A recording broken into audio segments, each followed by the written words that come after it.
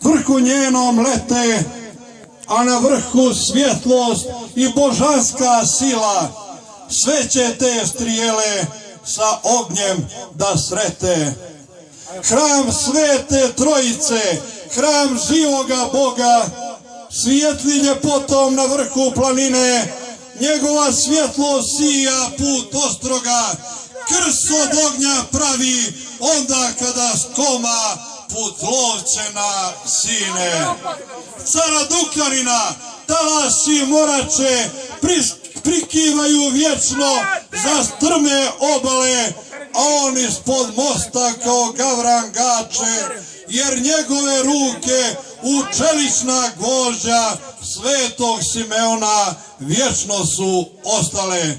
Na Rumiju crkva s neba dolećela, niko ne zna otkud sa koje daljine, zna se da je sa istočnog vrela, krst na njoj sija put morske pučine.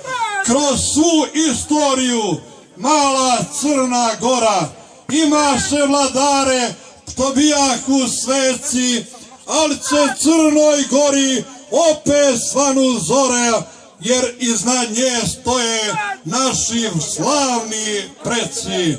O vladiko sveti, što ispod Lovćena zidaš svete crkve i mnoge obnovi, kapele te boli tužna sudba njena, srušiše naši nesrećni sinovi.